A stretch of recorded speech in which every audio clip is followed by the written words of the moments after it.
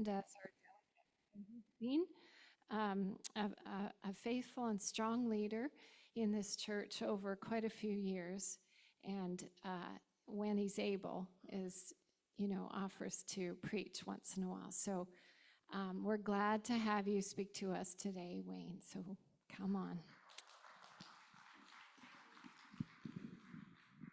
Thank you. Just a second. Oh, it is on. Okay.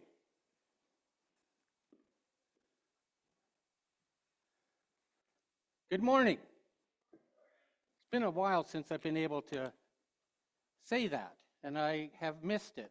And yes, I was 15 when I came to this church. There was a certain young lady, I know you know the story, that I became very interested in and decided that I would attend this church and not attend the Alliance Church anymore. It's been 53 years now. And where does time go? It goes fast. But this was a young church in this community. We used to meet in the high school, in the band room, and we would have to set the chairs up every Sunday to, was the band room, wasn't it? Oh, that was the cafeteria? It was some room in the church, or in the school. Anyhow, we built this church. We dedicated it in 1972. This church, I know you know, has been here for 90 years in the city of Kamloops. And I hope it has another 90 years also, that God will continue to bless us. Just a bit of a background to what I'm going to talk on today. Pastor Shelley asked me a few weeks ago, Wayne, would you be willing to speak? And I said, yes, I would love to speak. I love to speak when I have the opportunity to do it.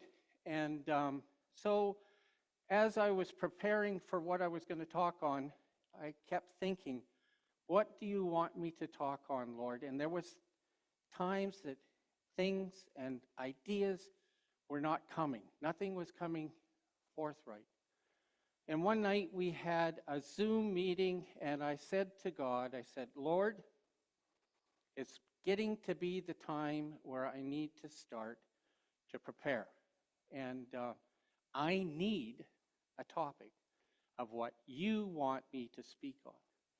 And immediately, God spoke to me, and he said, I want you to speak on the 12 spies that went in to the land of Canaan. A little bit of background on that. Moses chose a leader from each of the 12 tribes of Israel, and that's where the 12 spies came from. They went into the land of Canaan, and they spent 40 days in the land searching it. They searched it from the top to the bottom to the width.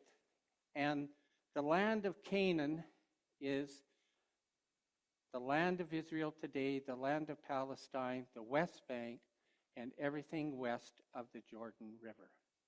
So when they came back, after those 40 days, this is where our story and our sermon starts today.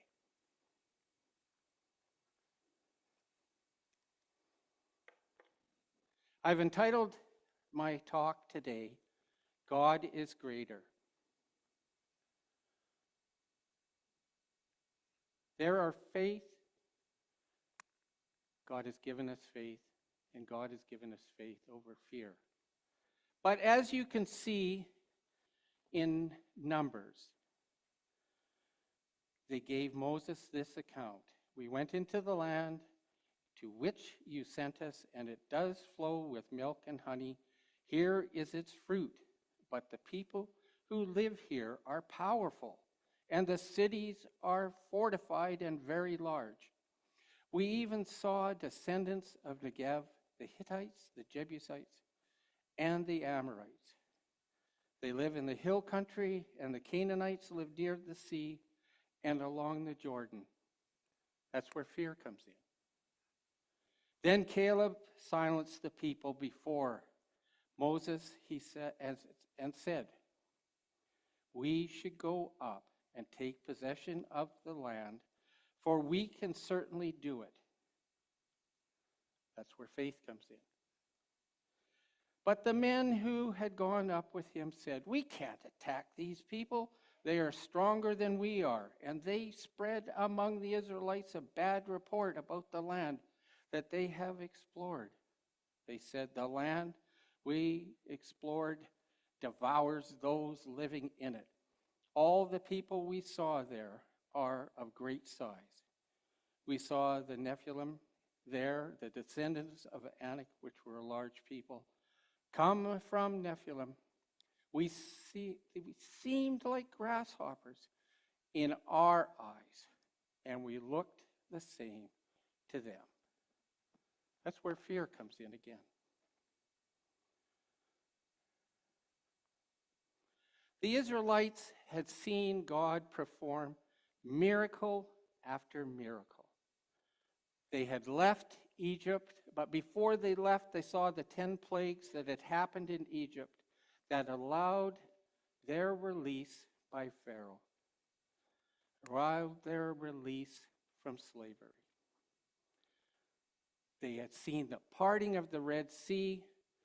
They saw a safe passage across the Red Sea. And where they crossed on the Red Sea, there's a ledge there, and that's the only place that they could cross. The other sides were deep. God provided that ledge that they could go across. He provided a means of escaping Egypt and Pharaoh. And then Pharaoh decided, "I'm going to follow you, and I'm going to get you back." And they saw the destruction of Pharaoh's army. God had provided manna and quail for them, water from a rock. And how many times had the Israelite people seen God's faithfulness and miracles, only to lose that faith, only to turn their eyes to fear, complaining, grumbling against God, saying it would have been better to have returned to Egypt or to even have stayed in Egypt. Why did we leave? It's so frustrating when you read this passage that a group of people that were the chosen people of God, that had seen all these miracles that God had provided for them, and yet, as soon as they see a miracle, a short time later, they'd be back grumbling again.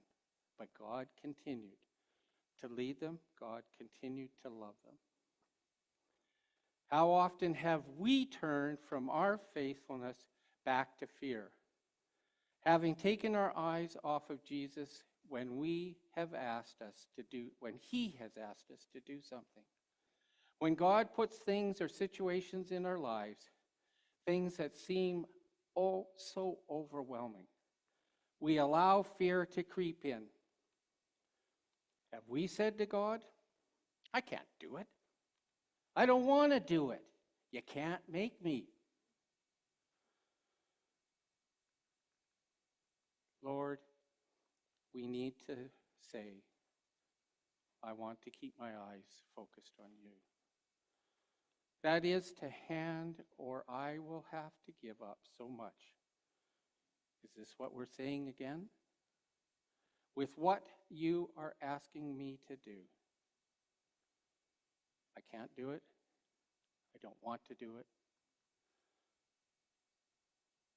Fear has been allowed to creep into our lives, take away our faithfulness in God.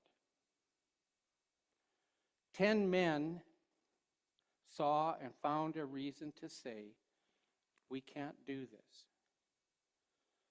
You have said this, it will be our promised land, but we can't do it." But 2 saw the promised land through the eyes of faith. So we have faith through fear. We have faith and promises of God. We need to remember who God is. God is bigger. God tells us He holds the universe in the palm of His hand. with that and with whatever God asks of us, what seems so overwhelming?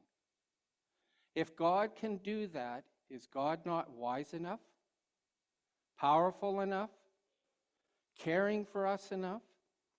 Is God not able to see us through whatever,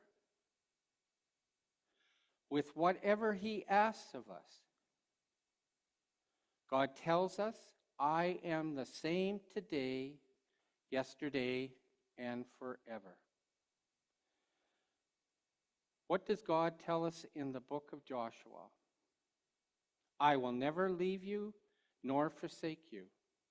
There is nothing in our lives that God cannot handle.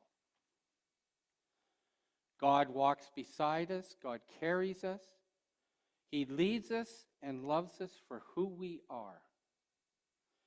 Are you willing, am I willing, to place our troubles, cares, worries with him?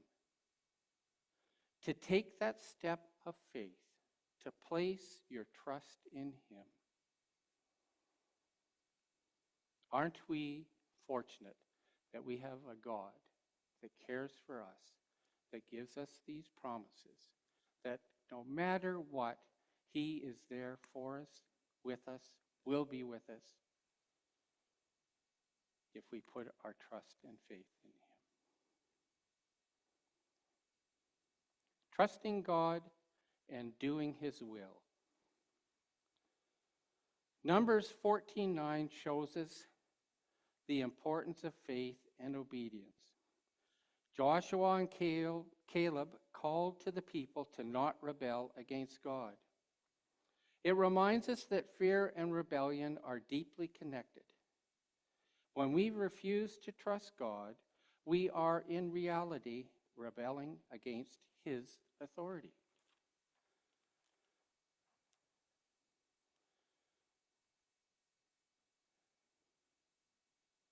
Today, we are not going to dwell long on the consequences of the Israelites' unbelief and disobedience that it says farther on in Numbers 14. And what I would ask you is read the book of Numbers, but especially spend time in the books of chapter 13 and chapter 14. It explains what we're talking about today. But you know, it's amazing that when I was a youngster, when I was a boy, I remember this story. And it excited me to think that there was a God that loved me, that there was a God that cared for these people, that there was a God that had provided them with a promised land that he had told them about and that he brought it about. And I was excited to learn about it in Sunday school. But do you know what? When you read a special book and it has a special place in your life and you read it over and over again, you never get tired of it.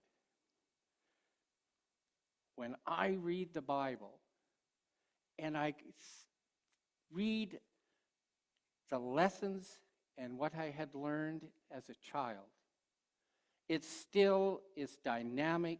It still causes my heart to flutter and to think that I serve a God who loves me, who has a plan for me, who has a plan that will include things that maybe I don't want to do it, maybe I do want to do it, but God loves me enough to show me a way, to give me a way, and to be kind enough, patient enough to bring me around to what he wants. How many times I have said the same thing. I don't want to do it. Can't make me do it. The answer is no. I am famous. My wife will tell you this, that I am famous for the word no. I say that word before I even think because I don't want to do it. But God has touched my heart. Still a long ways to go, But he has touched my heart and is leading me to when he asks me to do something, that I am willing to say, yes, Lord, I am willing to hear what you have to say, and I'm willing to do it. Thank you. So, anyhow, back to the Israelites. 10 of them have gone before and said, nope, can't do it. People are too big, too fortified. Yeah, there's milk and honey, and there's grapes that are so big that it takes two of us to bring them out. And there's so many riches there, but we just can't do it. So, God says, as you read in chapter 14, I want to wipe them off the face of the earth. And Moses goes and said, Lord, this is the Wayne abridged version of what he says. Lord, if you do this, you have the right to do it because you are God.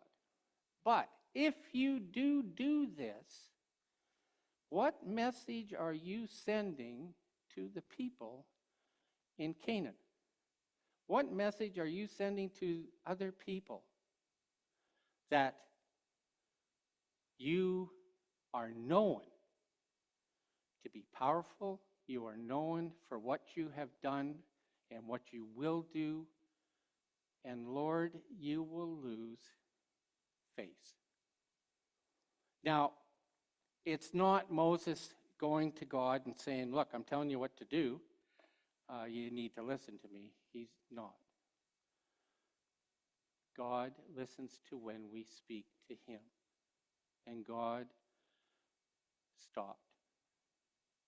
He said, yes, I have been mad. And yes, I am a loving God.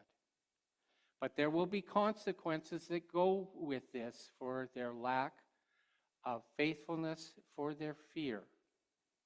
And this is what they will be. Those over the age of 20, except for Joshua and Caleb, will never see the promised land.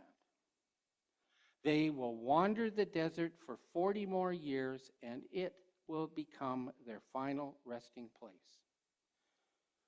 The 10 spies that said, can't do it, don't want to do it, they were inflicted with plagues. We may not wander for 40 years in the desert, but one day we all will stand before God. It will be our day of reckoning. When we stand before God, will God be able to say to us, well done, my good and faithful servant? Can we really blame the 10 spies for their unbelief, their faithfulness, lack of faithfulness, for fear, for chickening out and going back into Canaan? Yes, they saw forts. Sure, there was milk and honey. The grapes that I told you about that were so large it took 2 men to carry them. And everything was rosy in this land. But there are giants. The land was crawling with fighters. There are the Hittites, the Jebusites, and the Amorites. There was the city of Jericho and the Canaanites. Caleb and Joshua chastised the other 10 for their lack of faith in God and saying, the Lord loves us. God will bring us into safety. But with 10-2 odds, you don't win elections. It's easy to understand why it is easier not to have faith. What the Israelites forgot, and we so easily forget, is that faith in God can be and can move mountains. I encourage you today to place your faith in God with whatever God asks of you. Seek his will. Spend time in prayer asking for his guidance. Talk to him, tell him your cares, tell him your fears. Trust on the Lord, wait on him. Listen to what God has to say to you. Put your trust and faith in him. Please listen to what God has to say in Isaiah 40:31.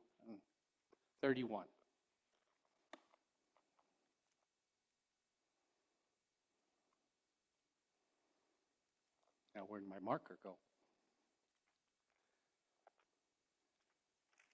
It's here. There we go. But those who hope in the Lord will renew their strength. They will soar on wings like eagles. They will run and not grow weary. They will walk and not be faint. Also in Isaiah 41:10, it says, "So do not fear, but I am with you. Do not be dismayed, for I am your God. I will strengthen you and help you. I will uphold you with my righteous right hand." God is our strength. With those promises that God has told us in Isaiah, what is there that we cannot do? Because he said, "I am your God. I will carry you. I will be your strength." So no matter how tough things seem in our lives, whatever comes along, and as hard as it is sometimes to say, "Yes, Lord, I want to do your will," we have those verses that promise us that God is there and that God is ominous, God is almighty, and God is omnipresent. God is our strength. What kind of person do you want to be remembered by? If we are one who fear's not memorable. But if we are one that has faith, faith is memorable. We are more comfortable to look at things with our eyes rather than look at things with faith in our hearts. I'm sure, without a shadow of a doubt, that you can tell the names of the two that had faith. Though I didn't give them today, but if you read in Numbers 13, the other 10 names of the other 10 tribes, after a while, you can't even remember what the other 10 spies' names are. The people of Canaan knew who God was. The God of Israel, the one true God. They feared him. They had heard of the miracles God had performed in Egypt, in the desert, in the conquest. The Bible tells us that in Jericho, they feared God. They knew it was coming, that in a time they would see what God would do. Now, this is a nation that does not believe in God. And if they had that much faith in what was going to come and happen, that much faith in a God that they did not believe in, but they knew what God could do, and that they feared him, how can we, as a God-fearing, loving people, not have faith in God and trust in him for what he can do for us?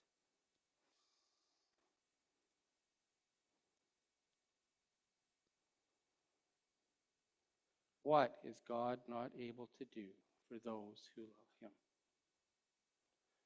We need to place our faith in God, trust him, and he will care for us.